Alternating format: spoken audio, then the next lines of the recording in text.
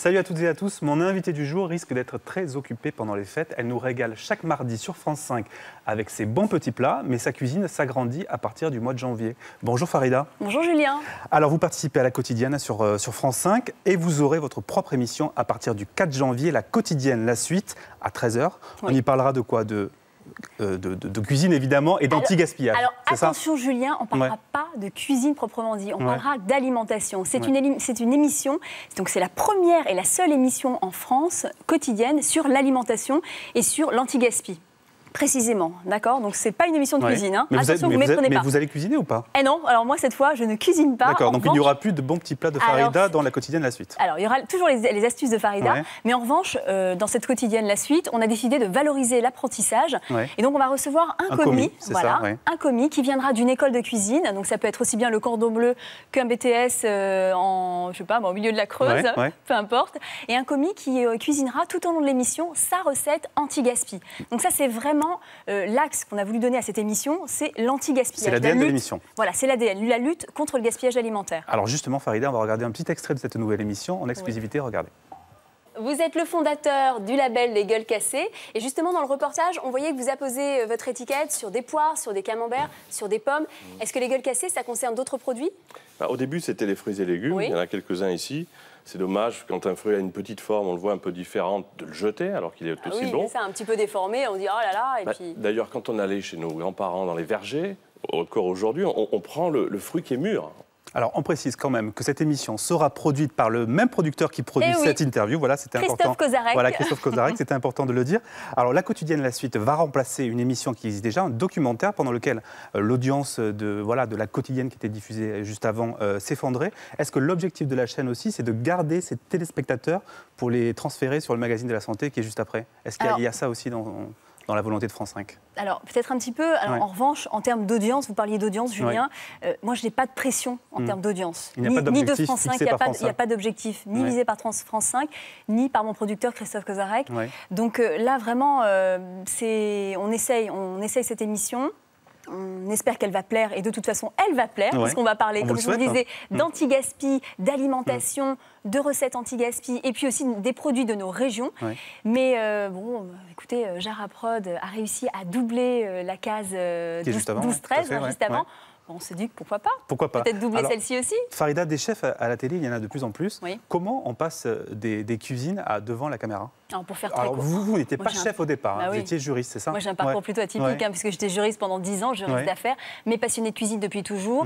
Et parallèlement à mon métier de juriste, je coproduisais déjà une émission pour Cuisine TV qui s'intitulait Les coups de foot de Farida. Et donc la cuisine, l'alimentation en général, ça a toujours été dans mon ADN en quelque sorte. Et donc le passage entre mon métier et l'animation télévisuelle était tout à fait naturel. D'accord. Et vous avez laissé tomber totalement vos activités de juriste? Je négocie mes contrats de production maintenant. Voilà, c'est ça. Avec cette compétence sur le droit. J'ai complètement laissé tomber. Vous avez laissé tomber ça. Alors quand on fait de la télé, on devient assez rapidement une marque.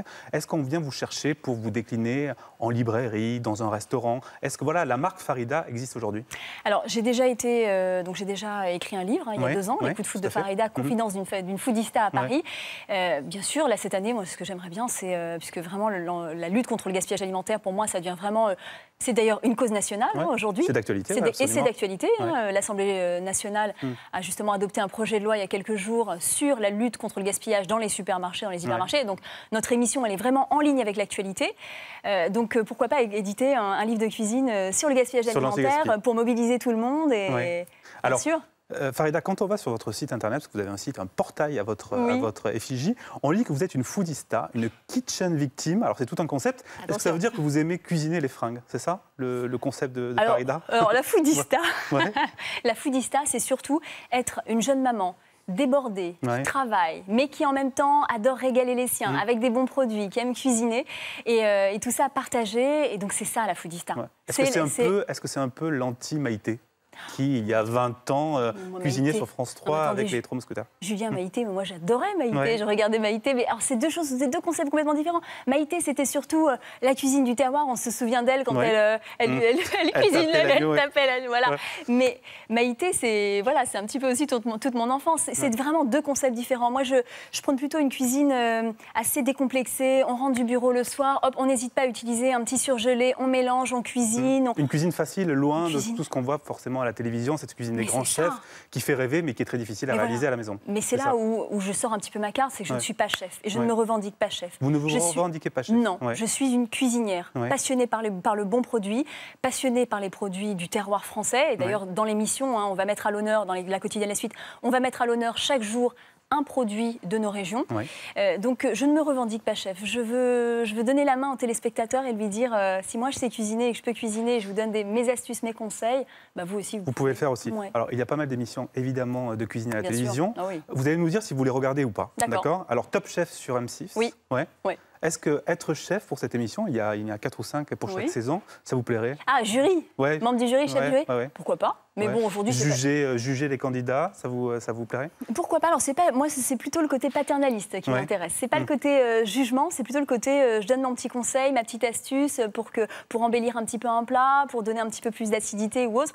Mais en ce moment, c'est pas le sujet. Là, c'est pas le sujet. France 5, c'est la priorité. À moi, France 5, c'est un petit peu mon... Voilà, je veux rester en tout cas chez France 5 pour le moment. Après, on ne sait pas, à l'avenir. Autre émission, Les Petits Carnets de Julie sur France 3 qui marche très bien. C'est une émission que vous regardez, c'est un peu différent. Julie, elle va sur le terrain, justement à la rencontre des régions du terroir. Voilà ce que je faisais l'année dernière. Donc c'est vrai que Julie, elle le fait sur une longue durée. Moi, je l'ai fait l'année dernière pour la quotidienne. Je partais en région et Julie, elle est pétillante, c'est sympa à regarder, c'est agréable, on apprend plein de choses. Donc oui, je regarde de temps en temps. Autre émission qui a cartonné ces dernières semaines, Le meilleur pâtissier sur M6. C'est chouette. Présenté par Faustine Bollard. C'est chouette. C'est chouette. Est-ce qu'on est on apprend plein de petites choses. Mais moi, je suis pas petit doux bec sucré comme on dit. Voilà, j'allais vous poser la question. Est-ce qu'on est une bonne cuisinière, on est forcément une bonne pâtissière? Non, pas du tout. Ah non, pas du tout. Au contraire. Non, moi, la pâtisserie, je suis bonne en cake. C'est tout. J'adore faire des cakes ou alors les desserts un petit peu recomposés avec quelques fraises, des spéculoos écrasés, voilà, la cuisine ou les cakes, les bons cakes de maman ou à la tarte tatin. Mais non, je suis pas très bonne pâtissière. Donc, dernière émission qui chacun son métier. Chacun son métier. Dernière émission qui a beaucoup de succès sur France 5, Les Escapades du Petit Renaud. Ah oui, mais ça, c'est incontournable. C'est un incontournable. Vous regardez aussi? Ah oui, parce que justement, c'est les produits du terroir, c'est la valorisation des produits. Donc ça, moi, ça m'intéresse. Est-ce que, Farida, vous avez votre propre restaurant? La plupart des cuistots, des grands chefs qu'on voit à la télévision ont leur propre restaurant. Voilà. Vous l'avez ou pas? Non. Ça fait partie de vos projets d'avoir le restaurant de Farida? Non, pas pour le moment. Pourquoi pas un restaurant éphémère? Voilà, parce qu'il m'est arrivé de cuisiner, quand j'étais juriste, de cuisiner justement dans des restos de temps en temps. Quand je rentrais de voyage, j'apportais des recettes de mes voyages et je cuisinais comme ça en petit satellite. Pourquoi pas, des petits restaurants éphémères. Mais pour l'instant, non. On se concentre sur France 5. On se concentre sur France 5 et sur la quotidienne, La Suite. Et la quotidienne, j'oublie pas la grande sœur, la quotidienne.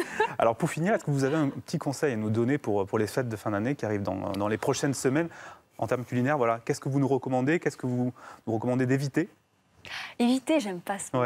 Surtout pendant les fêtes. Moi, je dis qu'il faut en profiter. Voilà. Donc on peut profiter de tout, des chocolats, du chapon, du foie gras, des huîtres. Il ne faut pas trop abuser du foie gras, parce que des fois, le foie gras, mais il faut profiter. C'est un moment de plaisir, un moment de convivialité, un moment d'échange. Il faut en profiter pendant les fêtes. Et après, voilà, on peut abuser presque de tout. Bon, pas trop du champagne, parce que attention, à consommer avec modération. Et puis après, en janvier, on fait une petite diète. On ira au sport au mois de janvier. Oui, c'est tout. Une petite détox, un petit jus de gingembre pour éliminer tout ça.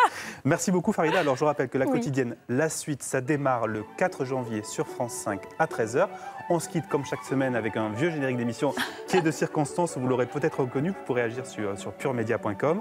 Voilà, c'était la dernière interview de l'année. On se retrouve début janvier sur France 5 avec Thomas Hugues et ici sur ce plateau. Merci, bon week-end à tous.